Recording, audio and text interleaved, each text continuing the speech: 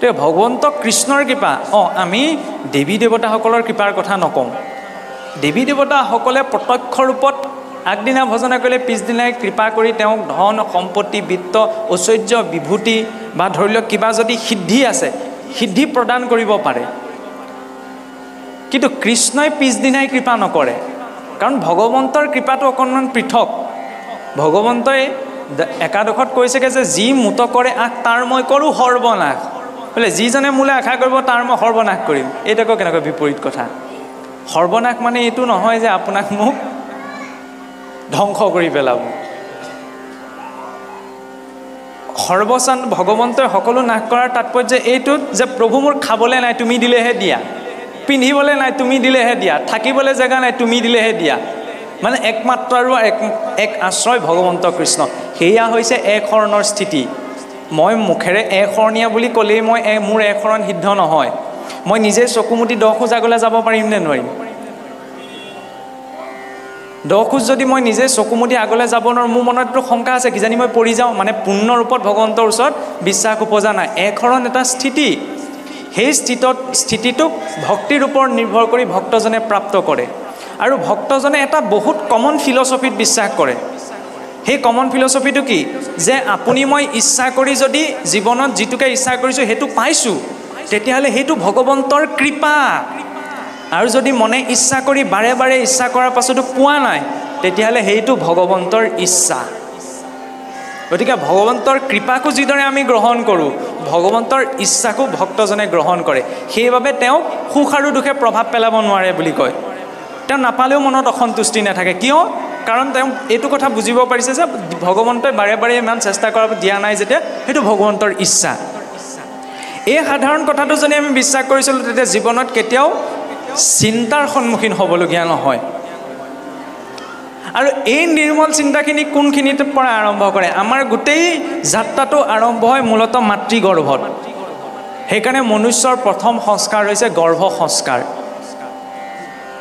অন্য জীৱৰ গৰ্ভ সংস্কাৰ নাই কিন্তু মনুষ্যৰ আছে চাওকচোন ইমান সুন্দৰভাৱে ভাগৱতে সূক্ষ্ম বিজ্ঞানত প্ৰকাশ কৰিছে যে যিদিনা মহাৰাজ হিৰণ্যকশিপু ব্ৰহ্মাদেৱক আৰাধনা কৰিবলৈ ঘৰৰ পৰা ওলাই গৈছিল সেইদিনা বাটতে শুক চৰাই এটাৰ মুখত নাৰায়ণ নামটো শুনিলে এতিয়া নাৰায়ণ কশিপুৰৰ বাবে দাঁতৰ কোটা চকুৰ হুলৰ নিচিনা আছিল এই শত্ৰুটোৰ নাম শুনিলোঁ যাত্ৰা সিদ্ধি নহয় বুলি লাহেকৈ উভতি গুচি আহিলে উভতি অহা দেখি তেতিয়া কায়েদু মাতৃয়ে সুধিলে যে মহাৰাজ আপুনিতো ব্ৰহ্মাদেৱক আৰাধনা কৰিবলৈ গৈছিল আপুনি কিয় উভতি আহিলে তেতিয়া কশিপুৱে ক'লে যে কায়েদু মই আজি যাত্ৰা পথত শত্ৰুৰ নাম শুনিলোঁ শত্ৰুৰ নাম শুনিলে মোৰ যাত্ৰা সিদ্ধি নহ'ব বুলি মই উভতি গুচি আহিলোঁ এতিয়া কায়েদু মাতৃয়ে সুধিলে যে মহাৰাজ আপুনি কি বুলি শুনিলেনো নিজৰ পত্নীক টান মাতটো দিব নোৱাৰে সেইকাৰণে অকণমান কোমল ভাৱত কশিপুৱে ক'লে মুখ ভেকেহা মাৰি এই নাৰায়ণ বুলি শুনিলোঁ জীৱনত প্ৰথমবাৰৰ বাবে চাগে সেইদিনাই কশিপুৱে অকণমান কোমলতাৰে ভগৱন্তক পৰোক্ষভাৱে হ'লেও স্মৰণ কৰিছিল আৰু ভাৰতীয় সংস্কৃতিৰ আধ্যাত্মিক চিন্তাৰ চেতনা শক্তি চাওক সেইদিনা কায়েদু মাতৃয়ে ভাবিছে যে আজি যদি পৰোক্ষভাৱে মোৰ স্বামীয়ে ভগৱন্তৰ নাম লৈছে তেতিয়া ময়েই স্বামীৰ পৰা সন্তানৰ বাবে প্ৰস্তুত হওঁ কাৰণ সন্তান সৃষ্টি কৰ্মকো আধ্যাত্মিক দৰ্শনত যজ্ঞ কৰ্মৰ লগত তুলনা কৰা হৈছে ঘৃতাহুতি দিয়াটোৱেই কেৱল যজ্ঞ কৰ্ম নহয় যজ্ঞো বৈ বিষ্ণু অন্ন পাচন হোৱাটো এক যজ্ঞ কৰ্ম গতিকে সেই যজ্ঞৰ পবিত্ৰতা আমি ৰক্ষা কৰি চলিব লাগিব ইয়াত থকা প্ৰায় 99% গৃহস্থী লোক গতিকে গৃহস্থীজনৰ মূল যাত্ৰাটো সংস্কাৰটো কোনখিনিত আৰম্ভ হয় সেই গৰ্ভ সংস্কাৰত চাওকচোন সন্তান সৃষ্টিৰ বাবে আগবাঢ়িছে আৰু কায়েদু মাতৃয়ে কি ভাবিছে যে ভগৱন্তৰ নাম স্মৰণ কৰাই মোৰ স্বামীৰ বীৰ্য মোৰ ঔৰসত স্থাপন কৰা ইয়াতকৈ আৰু শ্ৰেষ্ঠ আধ্যাত্মিক চেতনাৰ চিন্তা কি হ'ব পাৰে আৰু ইমান সূক্ষ্ম ৰূপত শাস্ত্ৰই বৰ্ণনা কৰিছে চাওক আমাৰ দিনটোত 8টা প্ৰহৰ থাকে আগতে আমাৰ ল'ৰা ছোৱালীক ককা আইতাকহঁতে শিকায় দিনটোত কেইটা প্ৰহৰ থাকে কচোন মাহেকত কেইটা পক্ষ থাকে কচোন কেইটা অয়ন থাকে কচোন কিন্তু আজিকালি সেই ককা আইতাক মাক দেউতাকৰ সৈতে ঘৰখনৰ সৈতে ল'ৰা ছোৱালীৰ অকণমান ডিষ্টেঞ্চ এটা বাঢ়িবলৈ ধৰিলে যে সেইকাৰণে পক্ষ আজিকালি ল'ৰা ছোৱালীয়ে চিনি নাপায় তিথি আজিকালি ল'ৰা ছোৱালীয়ে বৰকৈ চিনি নাপায় কিন্তু সেইখিনি চিনি পোৱাৰ প্ৰয়োজন কাৰণ অন্য দেশৰ ইতিহাস পঢ়িলে আমি কি পঢ়িবলৈ পাওঁ ৰুছৰ ক্ৰান্তিৰ বিষয়ে নহয় না আমেৰিকাৰ ক্ৰান্তিৰ বিষয়ে কিন্তু ভাৰত একমাত্ৰ এখন দেশ যিখনত সংক্ৰান্তি পালন কৰা হয় কোনদিনা আমি মকৰ সংক্ৰান্তি পালন কৰোঁ মাঘ বিহুৰ আগদিনা কাৰণ যেতিয়া সূৰ্যৰ উত্তৰায়ণ গতি হয় ছমাহ বছৰেকত দুটা অয়ন থাকে উত্তৰায়ণ আৰু দক্ষিণায়ন উত্তৰায়ণ কালত দেৱশক্তি শুই থাকে জাগ্ৰত হৈ থাকে আৰু দক্ষিণায়ন কালত শুই থাকে ভীষ্মই হৰসজ্জাৰ পৰাৰ পাছতো ইমান দিন চাওকচোন আপোনাক মোক যদি অকণমান কাটিবলৈ হয় তেতিয়াহ'লে কিমান দুখ পাম ভীষ্মক যেতিয়া হৰে বিদ্ধ কৰি ৰাখিছিল তেতিয়া ভীষ্মই কাৰ বাবে অপেক্ষা কৰি আছিল উত্তৰায়ণৰ বাবে কাৰণ তেওঁ জানে দক্ষিণায়ন কালত যদি তেওঁ শৰীৰেৰে ঊৰ্ধ্বদৈহিক যাত্ৰা কৰিব নোৱাৰে একমাত্ৰ উত্তৰায়ণ গতিৰ বাবে আৰু সেইবাবে চাওকচোন ভাগৱতৰ আৰম্ভণিৰ পৰা শেষলৈকে এই উদ্ধৱো গৈছে উত্তৰ দিশলে পঞ্চ পাণ্ডৱো গৈছে উত্তৰ দিশলে আমি আসনখনো পাতোঁ কিন্তু পূব দিশতহে আকৌ বিদুৰ মৈত্ৰেও গৈছে উত্তৰ দিশলে ভকতৰ উত্তৰ দিশত এনেকুৱা কি আছে যে গোটেই যিমান শ্ৰেষ্ঠ ভকত হৈছে সকলো উত্তৰ দিশে গৈছে কাৰণ আপুনি মই যিটো শৰীৰ ধাৰণ কৰিছোঁ এইটো হৈছে স্থূল শৰীৰ এই স্থূল শৰীৰটোৰ ভিতৰত আৰু এটা শৰীৰ আছে সেইটো হৈছে সূক্ষ্ম শৰীৰ যিটোক চাপটেল বডি বুলি কোৱা হয় শক্তিৰে নিৰ্মিত আৰু সেই সূক্ষ্ম শৰীৰটোত আমাৰ 6টা শক্তি কেন্দ্ৰ আছে তাৰে এটা শক্তি কেন্দ্ৰ হৈছে হৃদয়ৰ অষ্টদল পদ্ম 8 কোণীয়া ৰূপত পদুমৰ পাহিৰ দৰে এটা চক্ৰ আছে আৰু সেই 8 কোণত জীৱই নিজৰ কৰ্ম সংস্কাৰ অনুসাৰে অৱস্থান কৰে যি জীৱই পূব কোণত অৱস্থান কৰে তেওঁ কৰ্মী হয় দক্ষিণ কোণত যি জীৱই অধিষ্ঠান লাভ কৰে সেই জীৱ কামুক হয় উত্তৰ কোণত দক্ষিণ কোণত পশ্চিম কোণত যি জীৱই অধিষ্ঠান লাভ কৰে সেই জীৱ সৎকৰ্ম অনুৰাগী হয় আৰু উত্তৰ কুলত উত্তৰ পাহিত যেবে জীৱয়ু তপন ভক্তি কৰিবা ক লাগি যায় তাৰ মন এতেকে ভক্তৰ গতি উত্তৰ কুলে যাই যিটো ভকতহু অয়সিটো নৰে এতেকে ভক্তৰ গতি উত্তৰ কুলে উত্তৰ পাহিত যাবে জীৱ উৎপন্ন ভক্তি কৰিবাক লাগি যায় তাৰ মন যেতিয়া জীৱ সেই উত্তৰ কোণত অৱস্থান কৰে তেতিয়া ঈশ্বৰৰ ভক্তি জাগ্ৰত হয় সেইবাবে ভক্তসকলৰ গতি কোনে পূবেও নহয় পশ্চিমেও নহয় উত্তৰ দিশত আৰু সেই উত্তৰায়ণ কালতে কায়াধু মাতৃৰ গৰ্ভত কক্ষীপুৰৰ বীৰ্য স্থাপন হৈছিল তিথিৰ ওপৰতো আমাৰ ইমান গুৰুত্ব দিয়া হয় কিয় কাৰণ চাবচোন পূৰ্ণিমাৰ দিনা আগতে আমাৰ ককা আইতাসকলে কেতিয়াবা কয়নে পূৰ্ণিমাৰ দিনা যদি কাৰোবাৰ দাঁত বিষে মূৰ বিষে ধৰিবলৈ হয় তেতিয়া কয়নে এই আজি বোলে কি তিথি বোলে পূৰ্ণিমা এই দাঁত বিষে ধৰিছে যদি আজি দিনটো ধৰি থাকিব কেলে কয় বৰ ডাঙৰ ৰিজন আছে ইয়াৰ আঁৰত কাৰণ মনৰ অধিষ্ঠাতা দেৱতা হৈছে কোন চন্দ্ৰ আৰু আমি স্কুলত পঢ়ি আহিছোঁ যে চন্দ্ৰৰ আকৰ্ষণৰ প্ৰভাৱত সাগৰত কি উঠে জোৱাৰ ভাটা উঠে নহয়নে চন্দ্ৰৰ আকৰ্ষণে সাগৰৰ পানীক আকৰ্ষণ কৰি পেলাই জোৱাৰ ভাটা সৃষ্টি কৰে স্কুলতে পঢ়ি আহিছোঁ আৰু আপোনাৰ মোৰ শৰীৰটোৰ কিমান অংশ পানীৰে নিৰ্মাণ হৈ আছে ৭৫% নহয়নে সেই চন্দ্ৰই এই শৰীৰত থকা জলকো প্ৰভাৱিত কৰে পূৰ্ণিমাৰ দিনা 15 দিনত চন্দ্ৰৰ এটা ঘূৰ্ণন সম্পূৰ্ণ হয় পৃথিৱীৰ চাৰিওকাষত পূৰ্ণিমাৰ দিনা কি হয় চন্দ্ৰ পৃথিৱীৰ চাৰিওফালে ঘূৰি ঘূৰি আটাইতকৈ কাষ চাপি আহে সেইকাৰণে পূৰ্ণিমাৰ দিনা সাগৰত আটাইতকৈ বেছি জোৱাৰ ভাটা উঠে অৰ্থাৎ চন্দ্ৰৰ আকৰ্ষণৰ প্ৰভাৱত সেই জল ঊৰ্ধ্বগামী হয় ঠিক তেনেদৰে সেই পূৰ্ণিমাৰ দিনা আপোনাৰ মোৰ শৰীৰত থকা জল তত্ত্বখিনিও ঊৰ্ধ্বগামী হয় আৰু সেই পূৰ্ণিমাৰ 4 দিন আগত এটা তিথি আহে একাদশী এটা কথা ঠিক যে একাদশী উপবাস কৰিলে কোনেও ভগৱন্তক পাব নোৱাৰে কিন্তু একাদশী তিথিটোৰ এটা মাহাত্ম্য আছে কি তিথিগত হিচাপত নাথাকিলেও সেই একাদশীৰ দিনা আমি যি অন্ন গ্ৰহণ কৰোঁ কাৰণ আজি বৈজ্ঞানিকভাৱে এই কথা প্ৰমাণিত হৈছে যে আমি যি দ্ৰব্য বস্তু গ্ৰহণ কৰোঁ তাক আমাৰ মগজুৱে প্ৰাপ্ত কৰিবলৈ 4 দিন সময় লয় এতিয়া একাদশীৰ দিনা যদি কোনোবাই অগ্ৰম বগ্ৰম তামসিক ৰাজসিক দ্ৰব্য বেছিকৈ গ্ৰহণ কৰিছে তেতিয়া সেই দ্ৰব্য 4 দিন পাছত কি আহে পূৰ্ণিমাৰ দিনা মগজুৱে পাব আৰু যদি সেইখিনি সত্ত্বগুণৰ হয় ঊৰ্ধ্বম গচ্ছতি সত্ত্বস্থা সত্ত্বগুণযুক্ত দ্ৰব্য গ্ৰহণ কৰিলে জীৱৰ চিন্তা বিবেক বুদ্ধি ঊৰ্ধ্বগামী হ'ব মধ্যে তিষ্ঠন্তি ৰজসা, ৰজোগুণীয়া দ্ৰব্য খালে মাজতেই থাকিব। অধোগচ্ছন্তি তম, জঘন্য গুণ বৃত্তিস্থা অধোগচ্ছন্তি তমসা, তমোগুণীয়া দ্ৰব্য গ্ৰহণ কৰিলে তেওঁ অধোগতি, চিন্তা অধোগামী, বুদ্ধি অধোগামী হ'ব। ইমান কমপ্লেক্স কিছুমান সূক্ষ্ম বিজ্ঞানৰ প্ৰতি লক্ষ্য ৰাখি আমাৰ পূৰ্বৰ ঋষি মহৰ্ষিসকলে এইখিনি বিধান আমাক দি থৈ গ'ল। কিন্তু আমাৰ ল'ৰা ছোৱালীয়ে 31 ডিচেম্বৰ দিনা গোটেই ৰাতিটো সাৰ পাই পেলাই ধুনীয়াকৈ নৱবৰ্ষক আয়োজন কৰে। কিন্তু যিদিনা আমাৰ মাঘ বিহুৰ আগদিনা সূৰ্যৰ উত্তৰায়ণ গতি আৰম্ভ হয়, সেইকাৰণেই আমাৰ জাতীয় উৎসৱসমূহৰো ইমান এটা সূক্ষ্ম দৰ্শন আছে যে পুৱা উঠিয়েই ব্ৰহ্মপুৱাতে উঠি ঈশ্বৰ সেৱা কৰি নামঘৰলৈ যোৱা। কাৰণ সেইদিনাৰ পৰা সূৰ্যৰ উত্তৰায়ণ গতি আৰম্ভ হৈছে। এটা পজিটিভ ইফেক্ট জীৱৰ শৰীৰৰ ওপৰত থাকে। ইমান সংবেদনশীল হৈ আছিল যে আগৰ লোকসকলে সূৰ্যটোলৈ চায়ে কেইটা বাজিলে ক'ব পাৰিছিল। তেওঁলোক প্ৰকৃতিৰ সৈতে ইমান কানেক্ট হৈ গৈ আছিল। কিন্তু আজি আধুনিকতাৰ নামত আমি নিজকে চাৰি বেৰাৰ মাজত বদ্ধ ৰাখিছোঁ।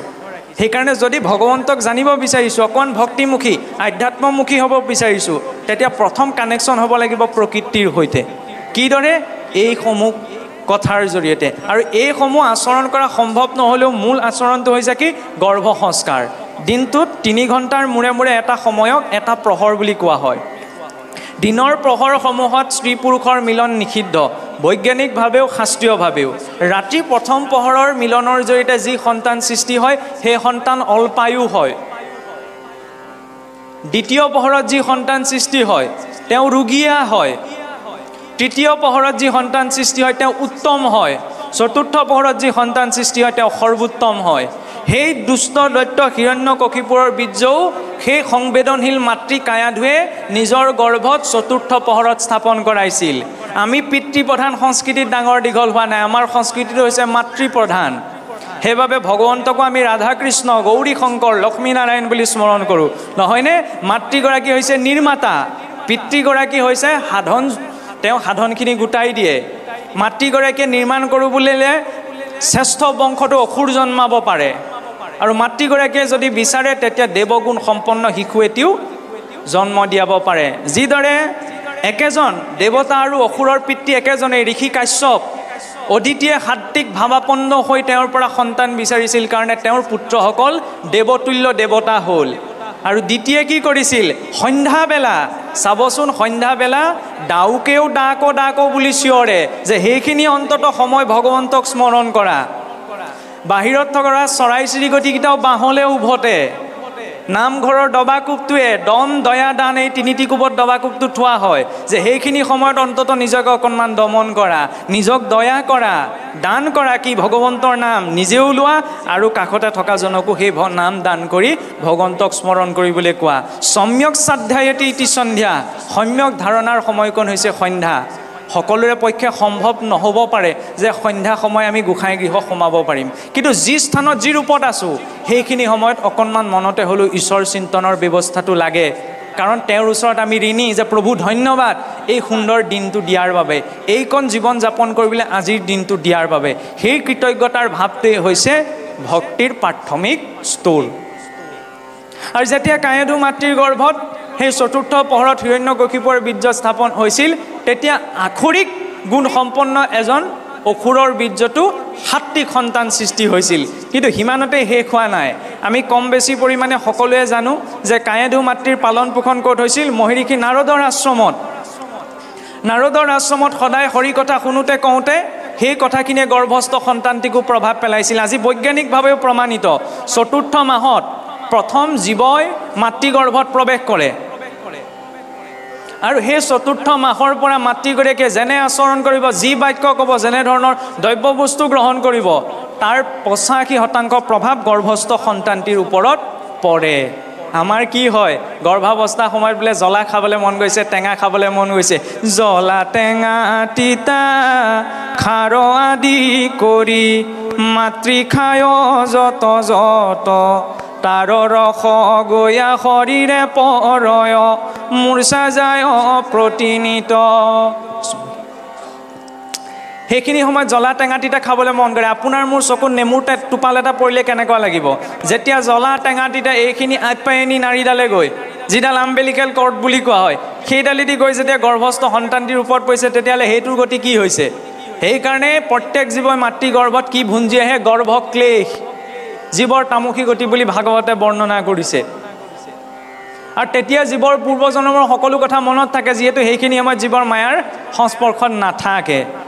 তেতিয়া জীৱই মাতৃগৰ্ভতে ভগৱন্তক প্ৰাৰ্থনা কৰে যে প্ৰভু বহু জুনি ভ্ৰমণ কৰিলোঁ, বহু বিষ্ঠা মূত্ৰৰ গৰ্তত পৰিলোঁ, এইবাৰ আৰু মাতৃগৰ্ভৰ পৰা বাজ হৈ মই তোমাৰ চৰণ ভজনা কৰিমেই, তুমি মোক উদ্ধাৰ কৰিবা। প্ৰত্যেক জীৱই মাতৃগৰ্ভতে সেই প্ৰতিজ্ঞা ভগৱন্তৰ প্ৰতি অৰ্পণ কৰি আহিছে। কিন্তু যেই মাতৃগৰ্ভৰ পৰা বাজ হয় তেতিয়া কি হয়? মাতৃৰ গৰ্ভৰ পৰা লভিলা চেতন, তেতিক্ষণে পাহৰিলা কৃষ্ণৰ চৰণ।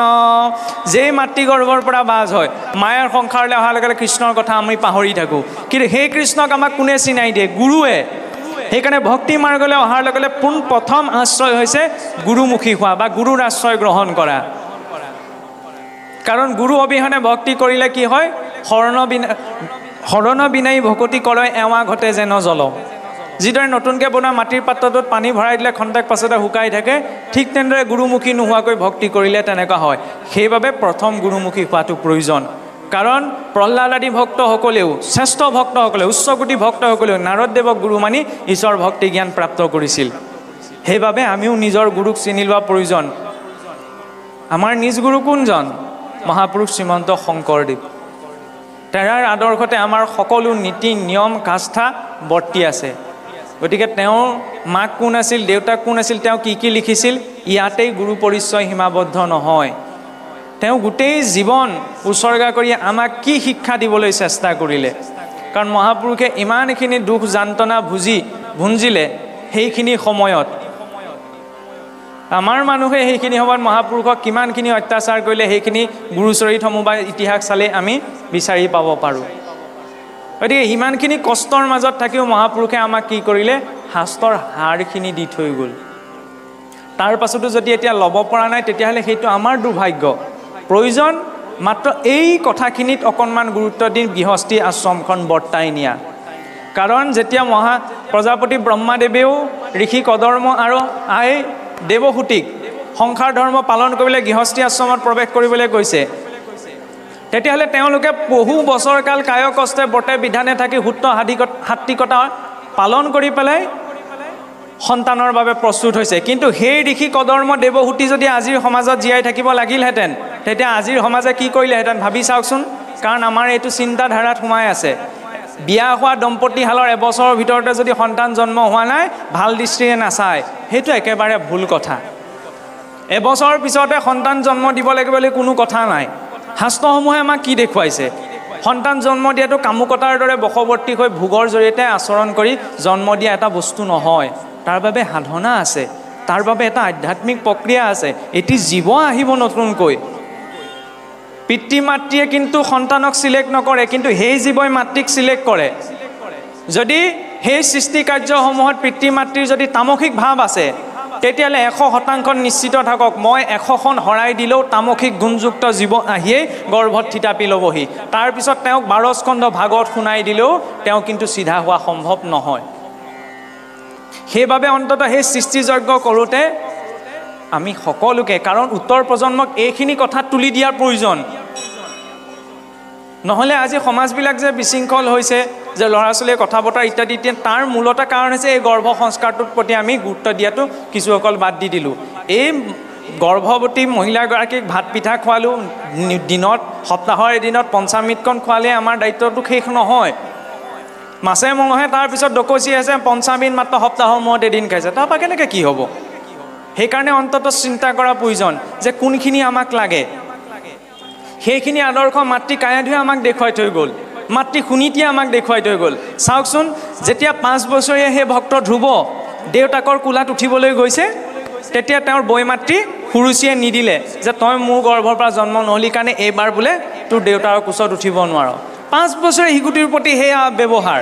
তাৰপৰা কান্দি কান্দি গৈ নিজ মাতৃ সুনীতিক ক'লেগৈ যে মা, মোক বৈমাতৃ সুৰুচিয়ে দেউতাৰ কোচত উঠিবলৈ নিদিলেহেঁতেন, আজিৰ মা কোৱাহেঁতেন কি ক'লেহেঁতেন? কেলৈ নিদিব, মোৰো সমান অধিকাৰ আছে। কিন্তু সুনীতি মাতৃয়ে কি বুলি ক'লে যে হে বাছা, তুমি যি স্থান বিচাৰিছা ভগৱন্তইহে দিব পাৰিব, গতিকে তুমি ভগৱন্তক বিচাৰি লোৱা। সেইগৰাকী হৈছে প্ৰকৃত মাতৃৰ উপদেশ। তেওঁ পুত্ৰক কিবা এটা কাম কৰিবলৈ, বিৰোধিতা কৰিবলৈ উচতাই নিদিয়ে। উচতাই দিয়াগৰাকী কেতিয়াও মাতৃ হ'ব নোৱাৰে। যি ইমান প্ৰতিকূল পৰিস্থিতিটো ভগৱতমুখী হ'বলৈ সন্তানক উপদেশ দিয়ে, সেইগৰাকী হৈছে মাতৃ। সেইগৰাকীয়ে নিৰ্মাণ কৰিব পাৰে। কাৰণ মাতৃসকলকতো আমাৰ শাস্ত্ৰত বেছিকৈ বহুতখিনি দিয়া হৈছে যে ৰূপেশু লক্ষ্মী সমায়ে ধৰিত্ৰী কাৰ্যেশু মন্ত্ৰী কৰণেশু দাসী আহাৰেশু মাতা শতকৰ্ম নাৰী কুলধৰ্ম জাতা। যে ৰূপত লক্ষ্মী, বাহ্যিক সৌন্দৰ্যতাৰ কথাই কোৱা হোৱা নাই। চাওকচোন, লক্ষ্মী জগত জননী, সমস্ত ঐশ্বৰ্যৰ গৰাকী, কিন্তু সেই লক্ষ্মীয়ে ক'ত বহি থাকে? ভগৱন্তৰ চৰণত।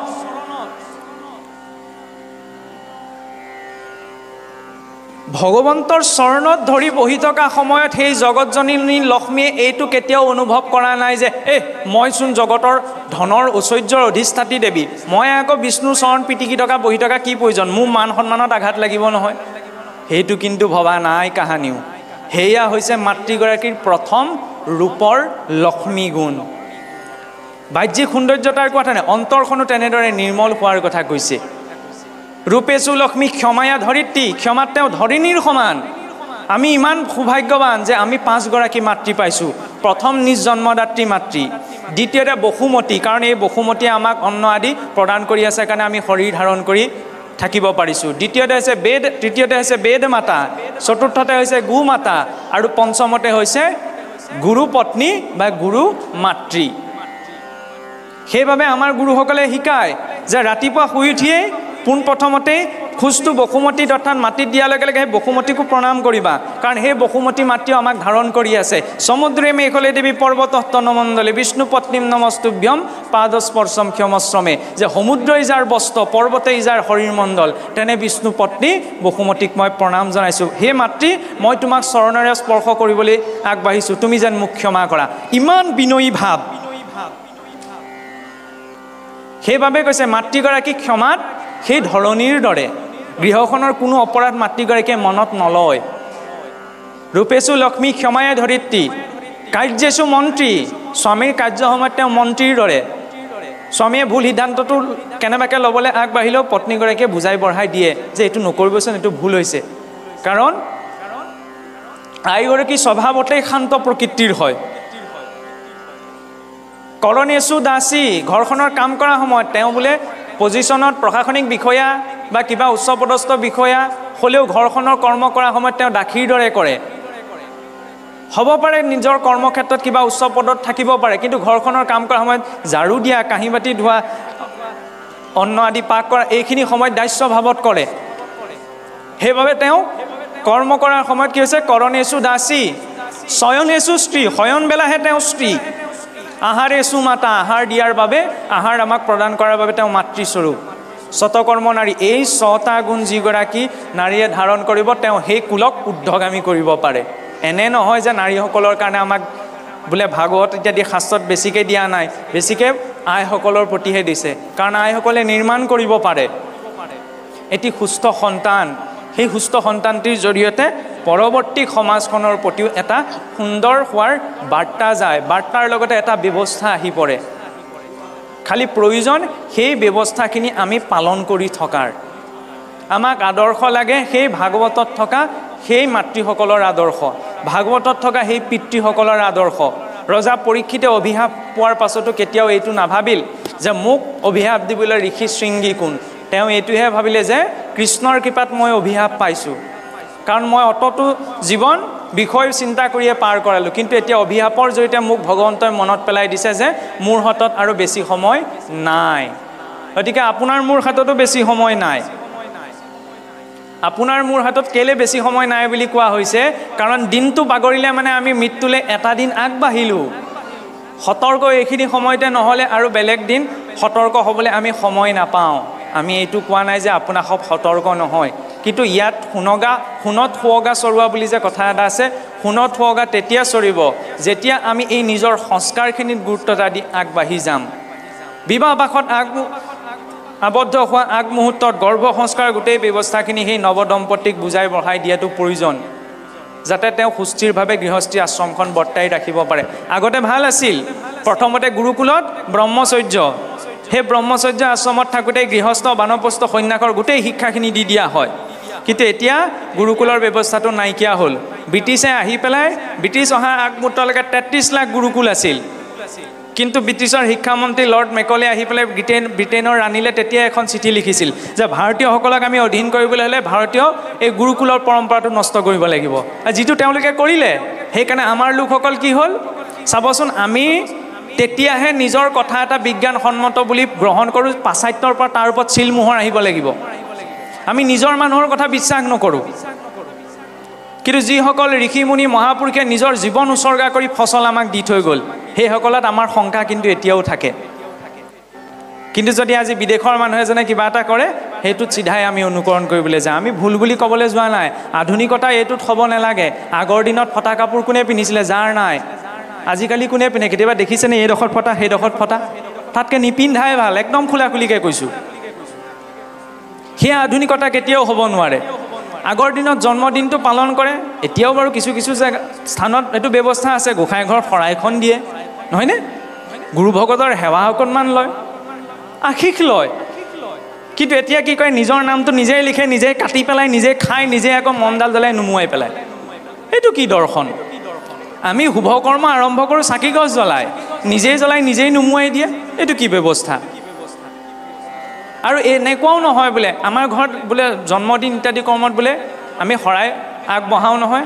ঠিক আছে, কেকটো খোৱাও আমি বিৰোধিতা কৰিবলৈ যোৱা নাই যে কেক তেনেকৈ কাটক বা খাওক, খালি তাত নিজৰ নামটো নিলিখিবচোন, ল'ৰা ছোৱালী নিজৰ নামটো নিলিখাবচোন, বা মমডাল জ্বলাই ফু মাৰি নুমুৱাই নিদিবচোন। তাতকৈ চাকি এগছ জ্বলাই কেকটো তেনেদৰেওতো পালন কৰিব পাৰি। সেইখিনি আমাৰ ব্যৱস্থা।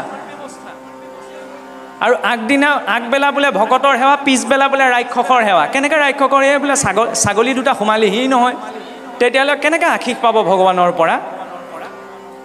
যিটো মন্দমতি আতি একোৱে নাবাচে, ব্যৰ্থে পশু পক্ষী মাৰি হ কুটুম্বে ভুঞ্জে। এইবিলাক কথা কেলে হাইলাইট নহয় আমি নাজানো, যে যিটো মন্দমতি আতি একোৱে নাবাচে, ব্যৰ্থে পশু পক্ষী মাৰি হ কুটুম্বে ভুঞ্জে। ভগৱন্তই ৰেডি কৰি থৈ দিছে, মহা ৰৌৰৱত পৰে নাহিকে নিস্তাৰ, ৰুৰু পশুগণে চিন্দি মাংস খাই বেতাৰ। যে ৰৌৰৱ নৰকখন চাবচোন, বৈকুণ্ঠৰ কেইটা ভাগ? 7টা ভাগ। যমৰ নগৰৰ কেইটা ভাগ? 84 লাখ। জানে সেইফালে যোৱা বেছি হ'ব। আমি ক'ব নোৱাৰোঁ আমি যে এতিয়া ভগৱন্তৰ ওচৰলৈ যাব পাৰিম, নৰকলৈ যে প্ৰাপ্ত কৰিব পাৰিম, কিন্তু চেষ্টাটো কৰিব পাৰোঁ। আৰু এইটো ভাবি আমি সেইখিনি ত্যাগ কৰিব নালাগে যে সেইখিনি কৰিলে একদম পাপ হ'ব, পিছত আমাক যমৰজাই ৰিফাইন তেলত ভাজিব। সেইখিনি নেদেখা কথা। কিন্তু আমি অন্ততঃ এইটো ভাবিব লাগে যে সেইখিনি মানুহ বোলা জীৱটোৰ বাবে নহয়। কিবা এটা আলোচনা কৰিবলৈ গ'লেও আমি চিধাই ক'লৈ গুচি যায়, পৰনিন্দা। ডাঙৰকৈ মাইকত ভাগৱত পঢ়ি আছে, তালৈ কাণখন নাযাব পাৰে। ওচৰতে দুজন মানে ফুচুক ফাচাককৈ কিবা এটা পাতি আছে, কাণখন থিয় হৈ যে তালৈ যায়। কাৰণটো কি?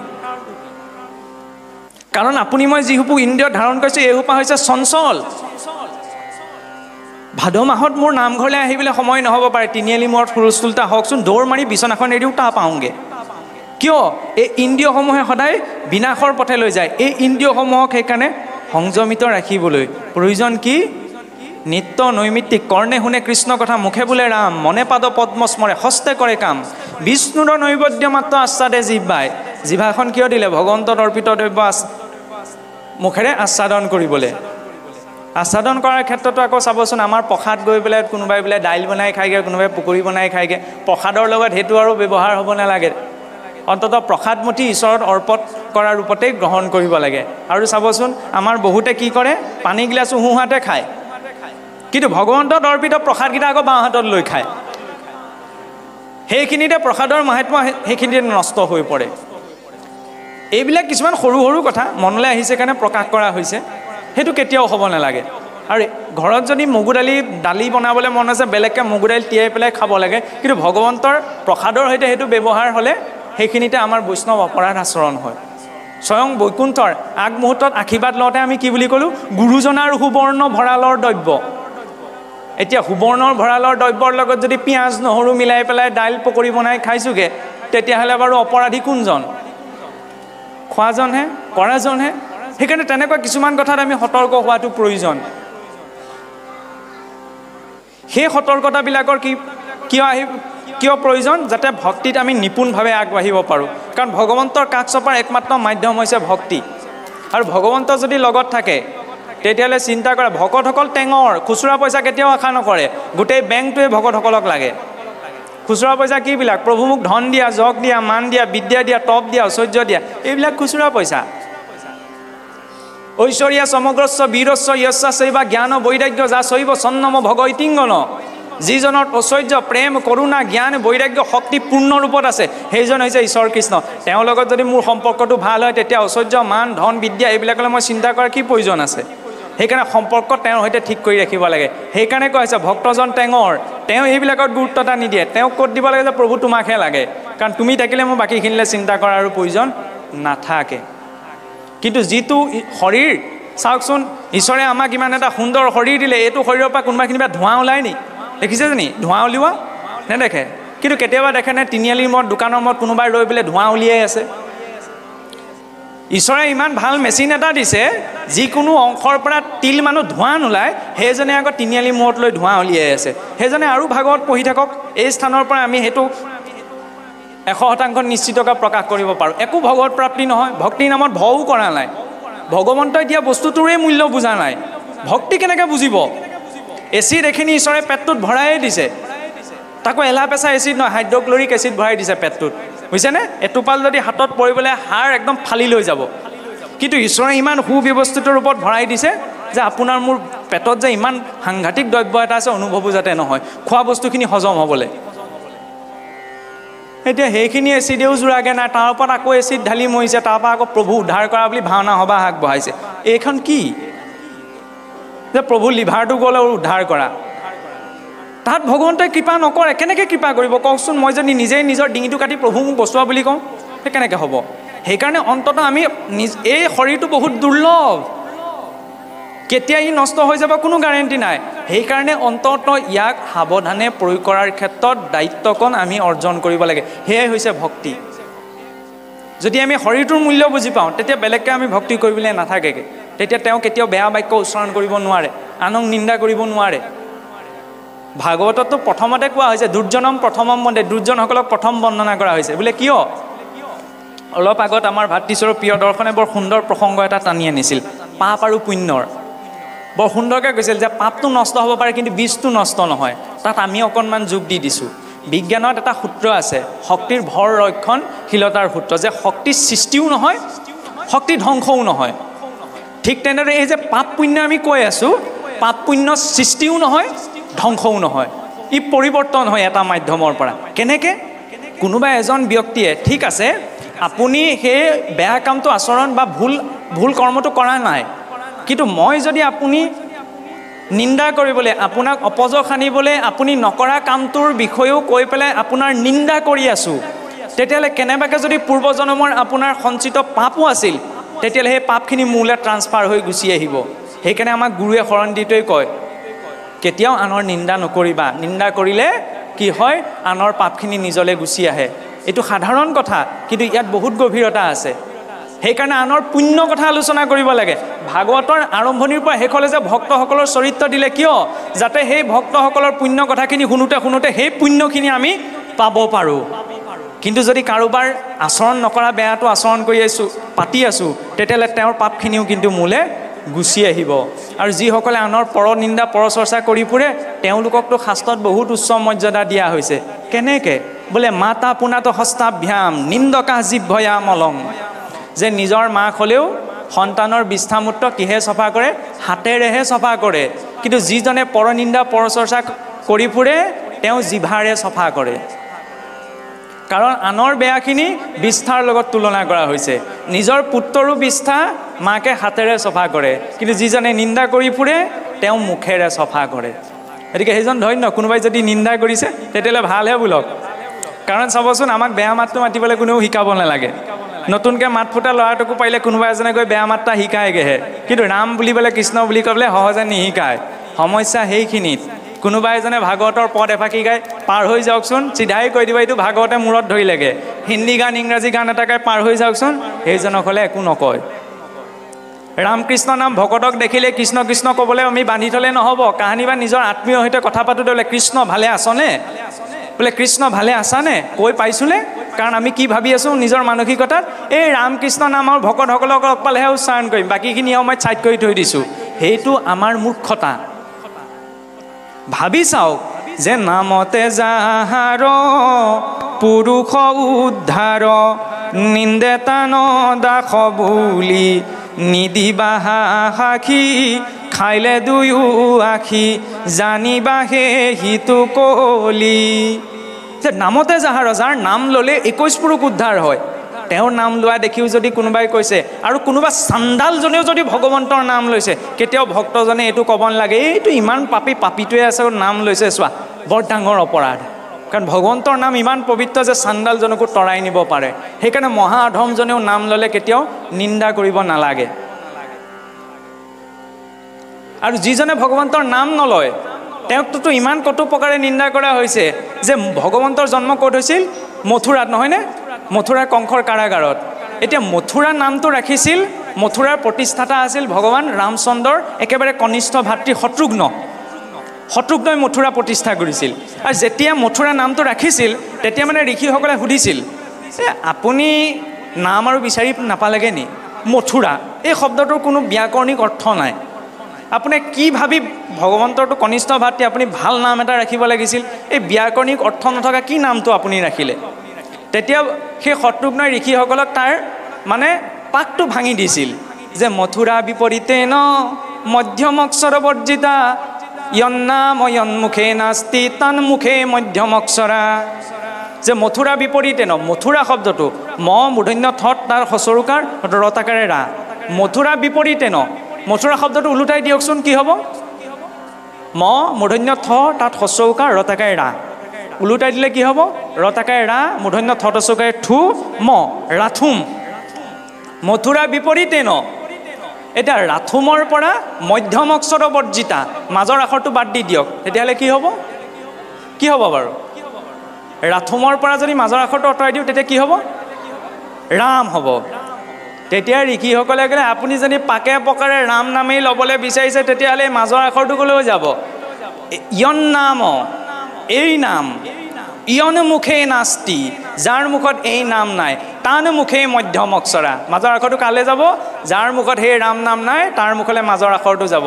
মাজৰ আখৰটো কি উচ্চাৰণ কৰি দিয়কচোন, ডাঙৰকৈ উচ্চাৰণ কৰি দিয়কচোন। যিজনে সেই ভগৱানৰ নাম ল'লে তেওঁ মুখত থু, কাৰণ তেওঁ সেইটো গতিয়ে প্ৰাপ্ত কৰিব। সেইকাৰণে কৈছে যিজনে নাম লোৱা দেখিও নিন্দা কৰিছে, নিদিবাহা সাক্ষী, তেওঁক সাক্ষী দিয়াৰ তেওঁক বুজোৱাৰ প্ৰয়োজন নাই। খাইলে দুয়ো আখি, দুটা চকু তেওঁ নিজেই খালে, জানিবা সেইটো কলি, সেইজনেই কলিৰ মূৰ্তমান স্বৰূপ, তাতকৈ আৰু কলি বেলেগকৈ নাই। সেইকাৰণে কেতিয়াও ভজন মাৰ্গত চাবচোন বাধা কেতিয়াও উৎপন্ন কৰিব নালাগে, আৰু ভগৱন্তৰ ওচৰলৈ কেতিয়াও ৰূপ সলাই আহিব নালাগে। কেনেদৰে? এই যে পুতনাৰ প্ৰসংগটো আহে, যেতিয়া ভগৱান কৃষ্ণৰ জন্ম হোৱাৰ খবৰ পোৱাৰ লগে লগে কংস চিন্তা হৈ পেলাই এতিয়া কৃষ্ণক কেনেকৈ মাৰোঁ। তেতিয়া পুতনা উপস্থিত হ'লে, মহাৰাজ মই যাম মাৰিবলৈ। তেতিয়া কংসই ক'লে তোমাৰ যিটো ৰূপ এই পুৰুষসকলে দেখিয়ে আঁতৰতে লুকাব, এই শিশুটিক তোমাক কোচত ল'বলৈ দিয়াত আঁতৰতে থোৱা। তেতিয়া পুতনাই ক'লে যে মহাৰাজ মই এনেকৈ নাযাওঁ নহয়। পুতনাই নিজৰ মায়া শক্তি ব্যৱহাৰ কৰি সুন্দৰ এগৰাকী নাৰীৰ ৰূপ ল'লে। তেতিয়া কংসই ভাবিলে তুমিও যে ইমান সুন্দৰ ৰূপ ল'ব পৰা মই আজিলৈকে ভবাই নাছিলোঁ। আৰু সেই সুন্দৰ এগৰাকী যুৱতীৰ ৰূপ লৈ পুতনাৰ আগমন ঘটিল ক'লৈ? গোকুললৈ। আৰু যেতিয়া গোকুলত আগমন ঘটাৰ লগে লগে পুতনাৰ ৰূপ লাৱণ্য দেখাৰ লগে লগে কি হৈ পৰিল? সকলো পুৰুষ মোহিত হোৱাৰ লগে লগে নাৰী সকলো মোহিত হ'ল যে ঈশ্বৰৰ কি ইমান বিনন্দীয়া সৃষ্টি, যে ঈশ্বৰৰ কি ইমান সুন্দৰ সৃষ্টি। যে চাবচোন মানুহৰ এটা কমন চাইক'লজি আছে, যদি ৰূপটো সুন্দৰ হয় আৰু পোচাকযোৰ সুন্দৰ হয় সেইজনৰ ওপৰত মানুহৰ সহজে বিশ্বাস উপজে। কিন্তু এইটো জৰুৰী নহয় যে দেখিবলৈ ধুনীয়া হ'লে, সাজযোৰ ধুনীয়া হ'লে তেওঁ বিশ্বাসৰ যোগ্য হ'ব। যিটো ফিলচফি, যিটো চাইক'লজি ইউজ কৰিছিল পুতনাই যেতিয়া এগৰাকী সুন্দৰী নাৰীৰ ৰূপত গোকুললৈ আগমন ঘটিল, সকলোৱে ভাবি ল'লে তেওঁ সহজে বিশ্বাস উপজিলে। আৰু পুত্ৰ জন্ম হোৱাৰ খবৰ লৈ গৈ পেলাই নন্দ মহাৰাজৰ ঘৰত উপস্থিত হ'লগৈ। আৰু যেতিয়া ইমান সুন্দৰী এগৰাকী মহিলাই পুত্ৰ জন্ম হোৱাৰ খবৰ ল'বলৈ আহিছে, যশোদা মাতৃয়ে সেই দোলাতে শুৱাই থোৱা ভগৱান কৃষ্ণক দেখুৱাই দিলে। নিজে কৰ্মব্যস্ত হ'বলৈ পুতনাই তেতিয়া ভগৱান কৃষ্ণক কোলাত তুলি ল'লে। সেইখিনি সময়তে শ্ৰীধৰ স্বামীয়ে ভাগৱতৰ ভাষ্যত লিখিছে যে পুতনাৰ অহুভাগ্য। কিয়? যে যিজনা ঈশ্বৰৰ চৰণ দৰ্শনৰ বাবে ঋষি মুনিসকলে অনন্ত কোটি জনম তপ ধৰি বহি থাকে, সেইজনা ঈশ্বৰ কৃষ্ণৰ সেই শিশুৰূপক পুতনাই কোলাত তুলি ল'ব পাৰিছে। সেই ভাগ্য ব্ৰহ্মাদেৱৰো বোলে নাই। কিন্তু সেই অহুভাগ্যও পুতনাৰ মিনিটতে দুৰ্ভাগ্যলৈ পৰিৱৰ্তন হৈছে। কিয়? কাৰণ যেই পুতনাই কৃষ্ণক কোলাত তুলি লৈছে, সেই কৃষ্ণই নিজৰ চকু দুটা নিজেই ঢাকি দিছে। ভগৱান কৃষ্ণই পুতনাই কোলাত তুলি লোৱাৰ পাছতো নিজে নিজৰ চকু দুটা কিয় ঢাকি দিলে? ভাষ্যত শ্ৰীধৰ স্বামীয়ে বৰ সুন্দৰকৈ লিখিছে, ইয়াৰ দুটা কাৰণ। পুতনাই প্ৰথম অপৰাধটি আচৰণ কৰিছিল গৈ পেলাই ভজন মাৰ্গত বাধা। কাৰণ ভগৱান কৃষ্ণ গুণলীলা গাই সেই গোকুলৰ নিবাসীসকল আনন্দ মনেৰে সেই উৎসৱমুখী পৰিৱেশত আছিল। কিন্তু পুতনাই গৈ নিজৰ ৰূপ লাৱণ্যৰে তেওঁক মোহিত কৰি পেলালে। সেইকাৰণে বোলে আইগৰাকী গধূলি সময়ত গোসাঁই ঘৰ সোমোৱা দেখিছেই। কেতিয়াও স্বামীয়ে চিঞৰিব নালাগে যে সোনকালে গোসাঁই ঘাই ওলাই আহা, মই চাহ খাব লাগে। ভজন মাৰ্গত বাধা উৎপন্ন কৰিছে। সেয়াই পুতনা, শুনিবলৈ বেয়া।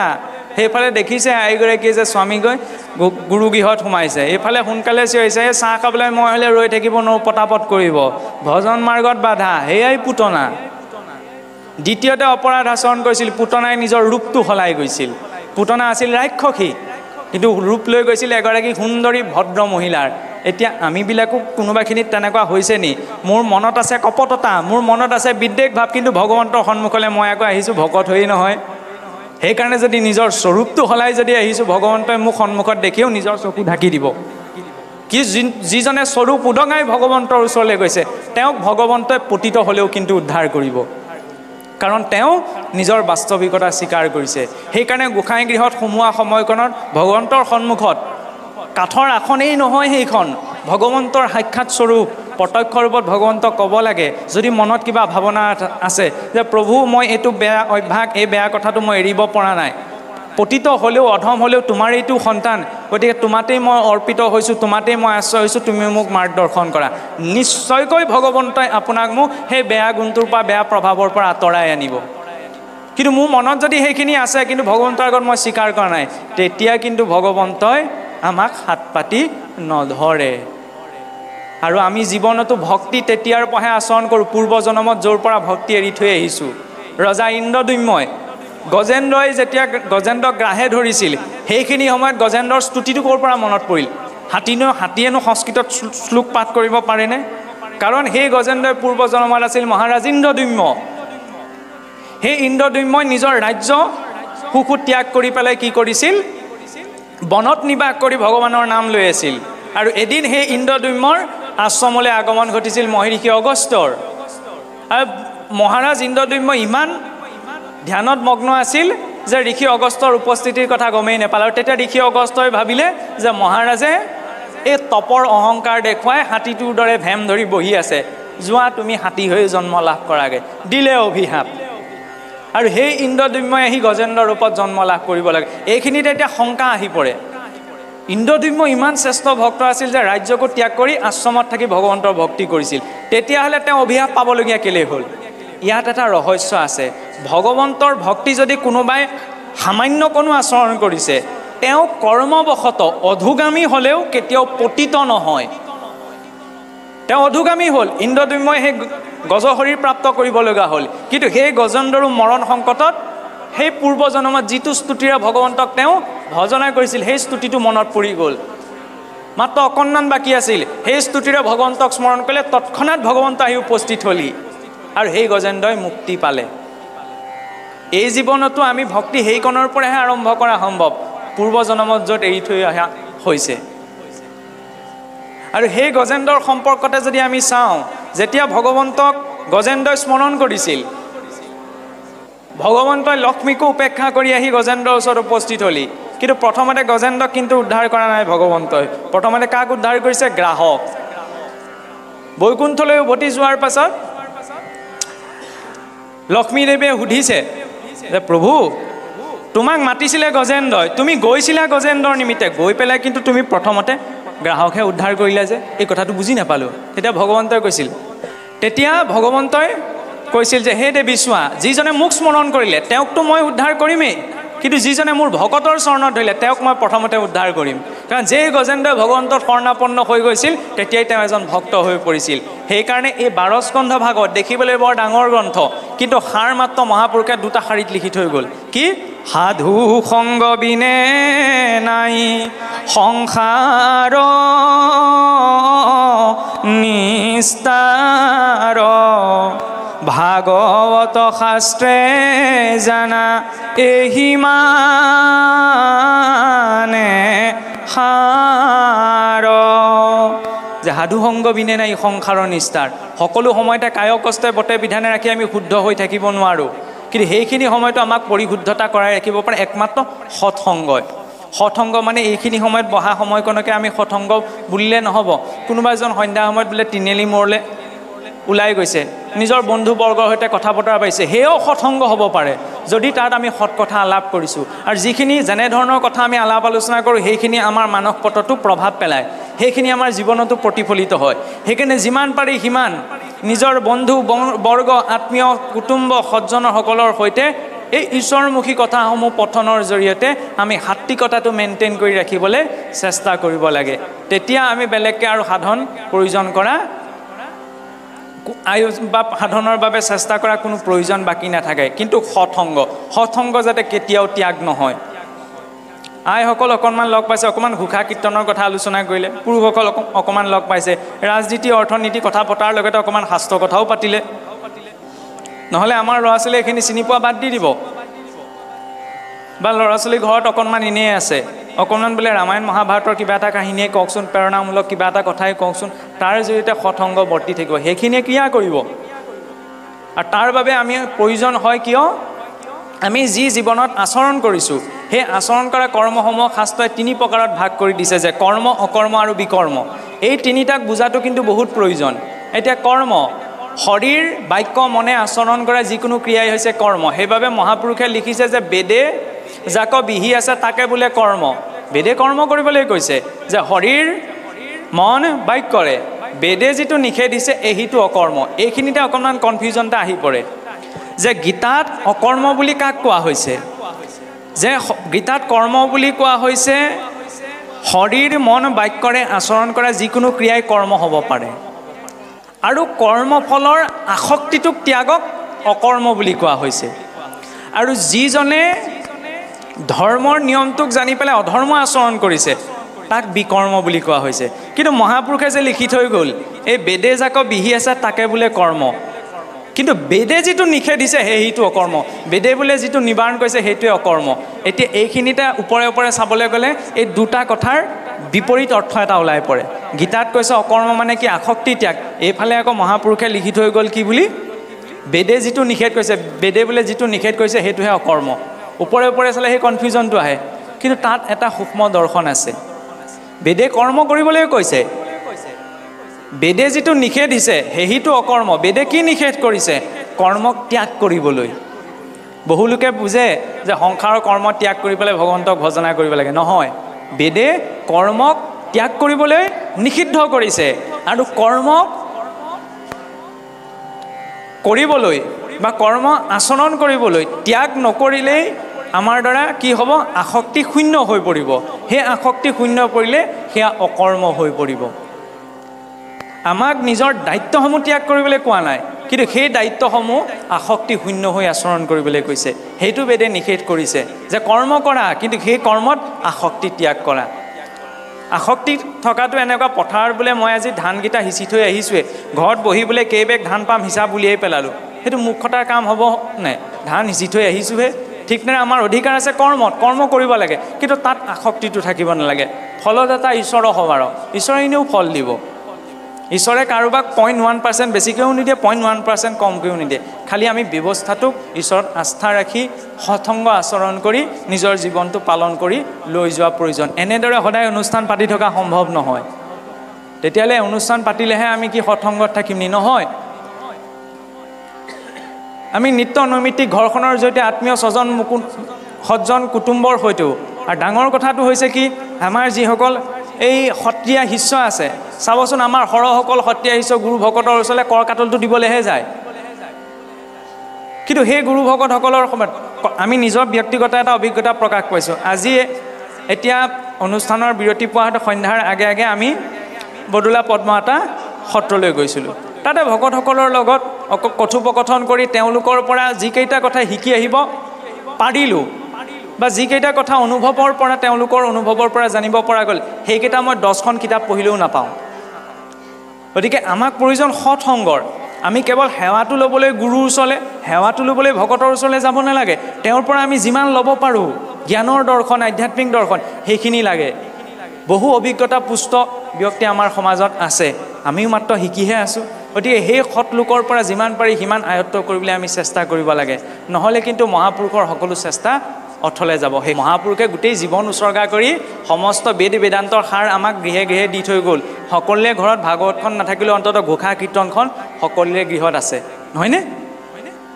সেইখিনি দিয়াৰ পাছতো যদি আমি অকণমান নিজকে প্ৰস্তুত কৰিব পৰা নাই সেই যোগ্যতাকণ অৰ্জন কৰিবলৈ, তেতিয়াহ'লে আমাৰ গতিটো ঠিক সেই গাহৰিটোৰ নিচিনাই হ'ব যে সুযোগ পাইছোঁ বৈকুণ্ঠলৈ যাবলৈ। কাৰণ এই জনমটো কিয় পোৱা গৈছে? নিজৰ প্ৰকৃত ঘৰখনলৈ উভতিবলৈ। এই যে সিংহাসনখন, এই সিংহাসন আপুনি মই বাস কৰি থকা 14খন ব্ৰহ্মাণ্ডৰ বাহিৰৰ আৰ্হি। ধেমালি কথানে? বিজ্ঞানীসকলেও ইমান ঢুকি পোৱা নাই। মহাপুৰুষে আনি অসমৰ নামঘৰত পাতি দিলেহি। বোলে কেনেকৈ? আপুনি মই ক'ত আছোঁ? পৃথিৱীত, নহয়নে?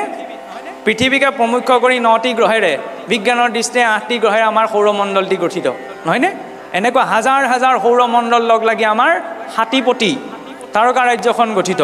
এনেকুৱা লাখ লাখ তাৰকা ৰাজ্য লগ লাগি আমাৰ ভূলোক নামৰ ব্ৰহ্মাণ্ডখন গঠিত। ভূলোকৰ তলত আৰু 7খন ব্ৰহ্মাণ্ড আছে, অতল, বিতল, সুতল, মহাতল, তলাতল, ৰসাতল আৰু পাতাল। এই ভূলোকৰ তলত আৰু 7খন ব্ৰহ্মাণ্ড আছে। ভূলোক, ভুৱৰলোক, সুৰলোক, মহলোক, জনলোক, তপলোক, সত্যলোক।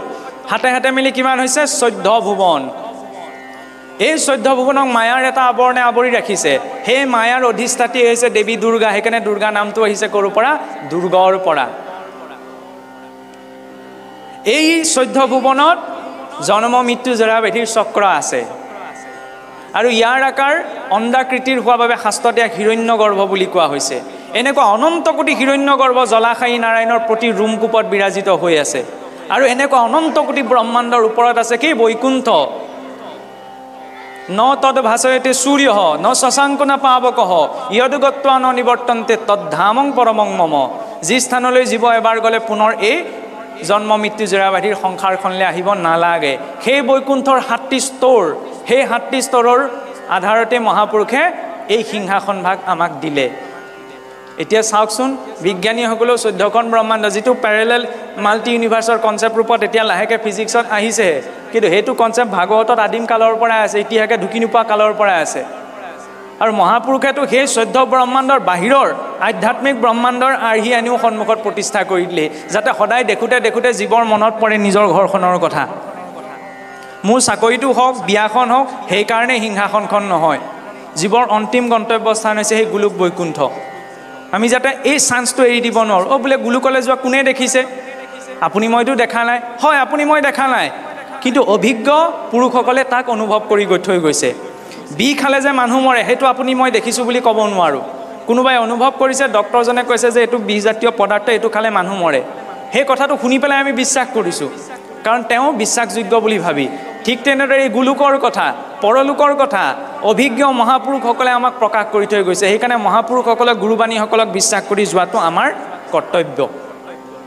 গতিকে ইমানখিনি দিয়াৰ পাছতো যদি আমি পাছ হুহুকি থাকোঁ, আমি পাছ হুহুকিছে বুলি আপোনাসবক ক'ব বিচৰা নাই, কিন্তু প্ৰকৃততে আমাৰ যিখিনি সংস্কাৰ, সেই সংস্কাৰখিনিত যদি আমি গুৰুত্ব নিদি থাকোঁ, ল'ৰা ছোৱালীক যদি আমি চৰ্চাৰ পৰা ব্যতীত ৰাখোঁ, এইটো কেতিয়াও ভাবিব নালাগে যে চাওকচোন, আজি হাৰ্ভাৰ্ড কেম্ব্ৰিজৰ দৰে ইউনিভাৰ্চিটিত গীতাখন কম্পালচৰি কোৰ্চ হিচাপত পঢ়োৱা হৈছে। আমাৰতো কিছু কিছু সমাজত এতিয়াও গীতাখন মৰিলেহে মেলে, তাৰ আগত গীতাখন নেমেলে। ল'ৰা ছোৱালীক অন্ততঃ অকণমান বুজা সংখ্যাৰ লগে লগে গীতাৰ অন্ততঃ অৰ্থ সম্বলিত এখন পুস্তক তুলি দিয়াৰ প্ৰয়োজন, যাতে জীৱনটো যাপন কৰা গোটেই মাৰ্গদৰ্শনটো তাত পাব পাৰে। আজিকালিতো গুগলৰ PDF-তো পঢ়িবলৈ পায়। কিতাপখন পঢ়িবলৈ চবৰে এলাহ, PDF বুলিয়েও পঢ়িব পাৰে, কিন্তু আমি কেইজনে পঢ়োঁ? সেইবিলাক হৈছে প্ৰযুক্তিবিদ্যাৰ ভক্তিপৰক প্ৰয়োগ। ভক্তি আমি সকলো বস্তুৰ জৰিয়তে কৰিব পাৰোঁ, খালি আমাৰ প্ৰয়োগৰ বিধানটো লাগে। গতিকে এনেধৰণে শুদ্ধ ভাৱাপন্ন হৈ যদি আমি আগবাঢ়োঁ, নিশ্চয়কৈ আমি এটা সুনিৰ্দিষ্ট স্থান প্ৰাপ্ত কৰিব পাৰিম। ফুলপাহত যেতিয়া গোন্ধ আহে তেতিয়া মৌ মাখিক নিমন্ত্ৰণ দিবলৈ প্ৰয়োজন নাই যা মোৰ ইয়াত ঢেৰ ৰস আছে তোমালোকে খোৱাহি ফুলপাহত যেতিয়া গোন্ধ আহে তেতিয়া মৌ মাখি নিজেই গুচি আহে আমি এইটো চিন্তা কৰাৰ প্ৰয়োজন নাই যে সমাজ কি হ'ব কি নহ'ব আমি নিজৰ জেগাত যদি নিজেই ঠিক আছোঁ নিজকে যদি পৰিপক্ক কৰিবলৈ আগবাঢ়ি আছোঁ তেতিয়া আমাৰ চাৰিপাশটো তেনেদৰে সুন্দৰ হৈ গৈ থাকিব আমি মাত্ৰ নিজক সুন্দৰ কৰিবলৈ চেষ্টা কৰিব লাগে তেতিয়া পাৰিপাৰ্শ্বিকতাটো স্বাভাৱিকতেই সুন্দৰ হৈ পৰিব গতিকে আপোনাভাৱে এই ব্যৱস্থা বৰ্তাই ৰাখিছে অনাগত দিনতো ইয়াত যিমান পাৰি সিমানভাৱে বৰ্তাই ৰাখিবলৈ আপোনাসব আগবাঢ়ি যাওক আমি এইটো আপোনাসবক উপদেশ দিছোঁ বুলি নাভাবিব আৰু এতিয়া আমাৰলৈকে চাওকচোন আমাৰ কথাখিনিৰ কোনো মূল্য নাই কিন্তু আমাৰ কথাখিনিয়ে পাকে প্ৰকাৰে ভাগৱত গীতাৰ কথা কম বুলি ভাবিয়েই মলমতি মনুষ্যৰ বাক্যৰ মূল্য ইমান বাঢ়ি গ'ল যে অথনিৰ পৰা এতিয়ালৈকে আপোনাভাৱে বহি পেলাই শুনি থাকিল যেতিয়া যাৰ প্ৰসংগ কথা কওঁতে ইমান মলমতি মনুষ্যৰ বাক্যৰ মূল্য ইমান বাঢ়ি যাব পাৰে সেইজনা ঈশ্বৰক যদি জীৱনত মূল্য দি আমি সকলো কৰ্ম কৰোঁ তেতিয়া আপোনাৰ মোৰ জীৱনৰ মানদণ্ড কিমান বৃদ্ধি পাব সেইটো আমি নিজেই বিচাৰ কৰি চালেই হ'ল গতিকে সদৌ শেষত আমি এই কেইটি কথাকে আপোনাৰ খবৰ সন্মুখত ৰাখি আনুষ্ঠানিকভাৱে আমাৰ বক্তব্য ইমানতে ৰখা হৈছে গতিকে আমি কোৱা কথাখিনি আমাৰ নিজৰ বুদ্ধিৰে যেনেদৰে ঢুকি পোৱা গ'ল আপোনাৰ খবৰ আগত মেলি দিয়া হ'ল এতিয়া তাত আপোনাৰ হবে পূব পশ্চিম উত্তৰ দক্ষিণ বিচাৰ কৰি লোৱা দায়িত্বটো হৈছে আপোনাৰ খবৰ যেনেদৰে জাচি দিয়া দৈ অকণমান যদি মিঠা পাওঁ তেতিয়াহ'লে আমি খুজি হ'লেও খাওঁ কিন্তু যদি টেঙা পাওঁ আৰু মৰমত দিলেও লাহেকৈ আমি পেলাই দিওঁ এতিয়া আমাৰ কথাখিনিত যদি কিবা মিঠা আছে তেতিয়াহ'লে গ্ৰহণ কৰিব আৰু যিখিনিত টেঙা পাইছে সেইখিনি পেলাই দিব সদৌ শেষত সেই ভাৱনাৰে আমিও যিহেতু আমাকো সতৰজতময় তিনিডাল শিকলি আঁতি বান্ধি ৰাখিছে নহয় সেই তিনিডাল শিকলিৰ মাজত থাকিহে আমি হৰি কথা কৈছোঁ গতিকে আমাৰো প্ৰকাশভংগী কায় মনোবাক্যে কোনোবাখিনিত কিবা অপৰাধ ৰৈ যাব পাৰে আপোনাৰ সবে যাতে নিজৰ সন্তান বুলিয়ে সেই অপৰাধ মৰ্শন কৰে আৰু অন্ততঃ আশীষ দিয়ে যে এনেদৰেই কথা কৈ থাকিব নোৱাৰিলেও ভগৱন্তৰ ভক্তিৰ পৰা যাতে বিচ্যুত নহওঁ কাৰণ জানো এই সংসাৰখন দুঃখালয়ম অশাশ্বতম কেতিয়া কাৰ ঘড়ী পিছলিব একো গ্যাৰেণ্টি নাই গতিকে আপোনাৰ খবৰ পৰা বিচাৰি আহিছোঁ এটা বস্তু আপোনাৰ হবে আশীৰ্বাদ দিয়ক যাতে ভক্তি জীৱনৰ পৰা কেতিয়াও বিচ্যুত নহওঁ সেই ভাৱনাই আপোনাৰ খবৰ আগত ৰাখি আমি উদযাপন সমিতি কাৰণ চাওকচোন মাটিখিনিৰ ওপৰত বিল্ডিংটো বনোৱাটোৱে কথা নহয় সেই মাটিখিনি কোনে দিছিল সময়ত কি হয় মাটিৰ দাতা পৰিয়ালটোৰ কথা বা দাতাৰ কথাটো লোপ পাই যায় ওপৰত আমি বিল্ডিংটোলৈ চাই থাকোঁ যে ইমান সুন্দৰ বিল্ডিং ইমান ধুনীয়াকৈ বনালে কিন্তু ফাউণ্ডেশ্যনটো কোনে ৰাখিছিলে এই অলপ আগত আমি আপোনাৰ খবৰ ইয়াত এটা বহুত ভাল ব্যৱস্থা দেখিছিলোঁ যে অন্নদাতা পৰিয়ালকো বা ধৰি লওক কিবা যদি তেওঁ এই অনুষ্ঠানটিলৈ আগবঢ়াইছে তেওঁকো ৰাইজৰ সন্মুখত উদযাপন সমিতিৰ পৰা সাধ্য অনুসাৰে এটি সন্মান যচা হৈছে এইটো বহুত ডাঙৰ কথা স্বীকাৰোক্তিটো গামোচাখন পিন্ধাব নোৱাৰিলেও যে স্বীকাৰ কৰা হৈছে কাৰণ যেতিয়া কুৰুক্ষেত্ৰৰ যুদ্ধৰ শেষত ভগৱান কৃষ্ণ আৰু অৰ্জুন পুনৰ হস্তিনাপুৰলৈ গমন কৰিছিল তেতিয়া অৰ্জুনৰ মনত বিৰাট আনন্দভাৱে প্ৰফুল্লিত হৈ আহিছে যে যুদ্ধ জয় কৰি আহিছোঁ ইয়াৰ পাছতো মোৰ কোনো অধৰ্ম আচৰণ নহ'ল যেতিয়া হস্তিনাপুৰ পালেহি পোৱাৰ আগত ভগৱন্তই ক'লে যে অৰ্জুন তুমি নামা তেতিয়া অৰ্জুনে ক'লে নহয় কেশৱ প্ৰথমতে তুমি নামা তুমিহে সাৰথি তোমাৰ পাছত মই নামিম ভগৱন্তই পুনৰ ক'লে নহয় অৰ্জুন তুমি প্ৰথমতে নামা তাৰ পাছত মই নামিম তেতিয়া পুনশ্চ অৰ্জুনে ক'লে নহয় তুমি যিহেতু মোৰ সাৰথি ৰূপত বিদ্যমান হৈছে গতিকে তুমি প্ৰথমতে আগে আগে নামি যা তোমাৰ পাছে পাছেহে মই যাম কিন্তু তৃতীয়বাৰ ভগৱন্তই অৰ্জুনক ক'লে যে নহয় অৰ্জুন প্ৰথমতে তুমি নামিবই লাগিব এই কথাষাৰ জোৰ দি কৰাৰ পাছত অৰ্জুন নামি গ'ল অৰ্জুন নামি অলপ দূৰ যোৱাৰ পাছতে ভগৱন্তয়ো এখোজ জাঁপ দি পেলাই ৰথখনৰ পৰা নামি আহিলে তাৰ পাঁচ মুহূৰ্ততে ৰথখন জ্বলি ভস্ম হৈ পৰিলে তেতিয়া অৰ্জুনে দেখি হতভম্ব হৈ পৰিলে যে কি কাৰণত সেই ৰথখন জ্বলি ভস্ম হ'লহেঁতেন আৰু এইটো কথা ভাবি বেছিকৈ আচম্বিত হ'ল যে সেই ৰথখনৰ পৰা কেনেবাকৈ যদি অৰ্জুন প্ৰথমবাৰতে নামিলেহেঁতেন দ্বিতীয়বাৰ নামিলেহেঁতেন তেতিয়া অৰ্জুনৰ গতি কি হ'লহেঁতেন তেতিয়া ভগৱন্ত কৃষ্ণই কৈছিল যে হে অৰ্জুন চোৱা যুদ্ধ ক্ষেত্ৰত এই ৰথখনে বহু ব্ৰহ্মাস্ত্ৰৰ প্ৰহাৰ হৈছিলে একমাত্ৰ মই আছিলোঁ কাৰণে প্ৰভাৱহীন হৈ আছিল কিন্তু তুমি এতিয়া অন্তিম সময়ত নিজে নিজৰ কৰ্তৃত্ব তুমি নিজৰ বলত যুদ্ধ জিকিলা বুলি সমস্ত কৰ্তৃত্ব ভাৱনাত প্ৰথমতে ক'লা কি প্ৰথমতে তুমি নামি যোৱা কিন্তু সমস্ত ভাৰ বহন কৰি আছিলি কোনে মই ঠিক তেনেদৰে মনুষ্য জীৱনতো আমি যদি সাধাৰণ কিবা এটা সফলতা পাইছোঁ সেয়া অনুষ্ঠানৰ ৰূপতেই হওক বা নিজৰ ব্যক্তিগত জীৱনটোতেই আমাৰ পিতৃ মাতৃৰ অৰিহণা আছে বন্ধুবৰ্গৰ অৰিহণা আছে সামান্যতম আনকি পৰীক্ষা হলত পেন এটা যোগাৰ কৰি দিয়া সামান্য অচিনাকি মানুহ এজনৰ আমাৰ জীৱনত সিমানেই সহযোগিতা আছে গতিকে জীৱনত সেই বিনয়ী ভাৱেৰে স্বীকাৰোক্তিটো লাগে এই যে সামাজিক অনুষ্ঠানটিত সেইটো স্বীকাৰ কৰা হৈছে যে তেখেতে দিছে তেখেতে আগবঢ়াইছে এই স্বীকাৰোক্তিটো প্ৰয়োজন কাৰণ সেই স্বীকাৰোক্তিৰ বিনয় ভাৱটো থাকিলেহে কি হয় ভক্তি পৰিপুষ্ট হয় নহ'লে অহংকাৰ পৰিপুষ্ট হয় সকলোৱে দিছে কাৰণে সকলোৰে আমাৰ জীৱনত পৰুৱাটোৰো এটা প্ৰভাৱ আছে কাৰণ পৰুৱাটোও সংসাৰখনত এটা সন্তুলন বৰ্তাই ৰাখিছে গতিকে সৃষ্টিৰ প্ৰতিটো বস্তুৰ প্ৰতি বিনয় ভাৱ থকা মানেই হৈছে ঈশ্বৰৰ প্ৰতি বিনয় ভাৱ থকা ঈশ্বৰৰ প্ৰতি ভক্তি ভাৱ থকা ইমানকণ যদি আমি সংবেদনশীল হ'ব পাৰোঁ তেতিয়া আমি আকৌ বেলেগকৈ ভক্তি কৰিব নালাগে আৰু যাই হওক এতিয়া আকৌ কথা নেমেলোঁ আৰু কথা মেলিলে কথা ওলাই গৈ থাকে গতিকে সদৌ শেষত পুনশ্চ আপোনাসৱৰ অগ্ৰত আমাৰ কায় মনোবাক্য কৃত অপৰাধৰ বাবে ক্ষমা বিচাৰি ইমানতে আমাৰ আলোচনা সামৰণি মৰা হৈছে কৃষ্ণ মই অজ্ঞানীৰ বৰহাটো তামানে আছে দুখ যত যত নিজ কৃপা গুণে আপুনি সন্তোষে ক্ষমিও তাক সমস্ত ক্ষমিও তাক সমস্ত কৃষ্ণ